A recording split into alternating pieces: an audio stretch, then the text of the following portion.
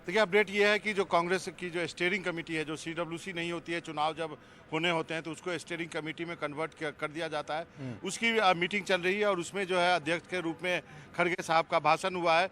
खड़गे साहब ने 2-3 महत्वपूर्ण पॉइंट रखे हैं। एक तो ये रखा है कि कांग्रेस कार्य समिति का चुनाव हो या ना हो, ये स्टीयरिंग कमेटी तय करे। और आपको बता दूं, इस स्टीयरिंग कमेटी की बैठक में गांधी परिवार का कोई भी सदस्य शामिल नहीं हुआ है। कहा यह गया है हमें कि गांधी परिवार ने कांग्रेस अध्यक्ष को कहा है कि आप लोग आपस में बैठ करके ये तय कर लें कि आपको सीडब्ल्यूसी का चुनाव करना है या नहीं करना है। हमारी जो खबर है वो आपको दे देता हूँ कि ऐसी उम्मीद की जा रही है कि सीडब्ल्यूसी का चुनाव नहीं होगा। सीडब्ल्यूसी के सभी सदस्यों का मनोनयन जो है कांग्रेस अध्यक्ष करेंगे।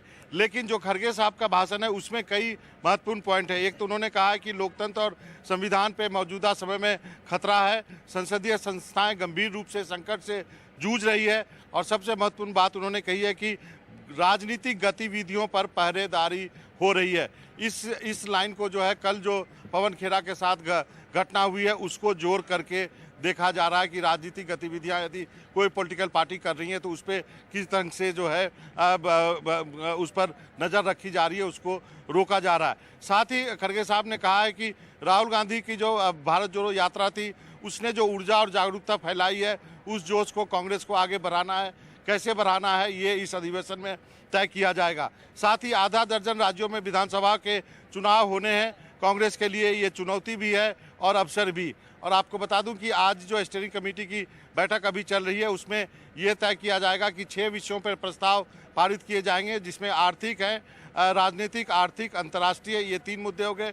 साथ में किसान और खेत मजदूर, सामाजिक न्याय और युवा, इन सभी मुद्दों पर जो है कांग्रेस इस अधिवेशन में प्रस्ताव पास करेगी।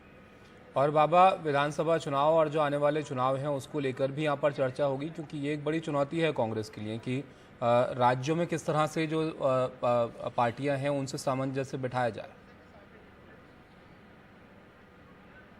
जी हाँ, ये सबसे बड़ी चुनौती है कांग्रेस के लिए। और कांग्रेस अध्यक्ष ने कहा हुआ है कि 2024 का जो गठबंधन होगा उसको कांग्रेस जो है लीड करना चाहेगी। लेकिन कल जब जयराम रमेश से इस पर सवाल जवाब पूछे गए तब जो है काफ़ी कुछ बातें जो है कांग्रेस को साफ करनी है अपने इस अधिवेशन में कि ये गठबंधन जिस गठबंधन को लीड करने की बात कांग्रेस कर रही है उसमें तृणमूल कांग्रेस का क्या रोल होगा, उसमें टीआरएस का क्या रोल होगा। उन राज्यों में जहां पर कांग्रेस जो है क्षेत्रीय दलों से चुनाव उनके खिलाफ लड़ती है, सेंटर में उनके साथ कैसे तालमेल बिठाएगी, इन सब सवालों पर क्लैरिटी जो है इस अधिवेशन के दौरान चर्चा के बाद होनी है। क्योंकि आपको मालूम है वेस्ट बंगाल में यदि वो सीपीएम के साथ जाती है तो तृणमूल के खिलाफ लड़ती है, तेलंगाना में वो टीआरएस के सामने होती है, बाकी कुछ राज्यों में भी ऐसी स्थिति है। वहाँ पर जो है जो एक जो रणनीति है वो कांग्रेस को तैयार करनी होगी। बिल्कुल बाबा, राहुल गांधी को भी आज पहुंचना यहाँ पर, ये कब तक आएंगे और आज कोई बात इनको रखनी है अपनी? जी नहीं, राहुल गांधी अब से थोड़ी देर बाद 2 बजे वो आने वाले हैं। साथ में सोनिया गांधी भी होंगी। उनके आने के लिए एक बहुत भव्य कार्यक्रम एयरपोर्ट से लेकर अधिवेशन स्थल तक जो है आपको देखने को मिलेगा। नाच गानों के साथ उनका स्वागत होगा। प्रियंका गांधी जो है वो कल आएंगी।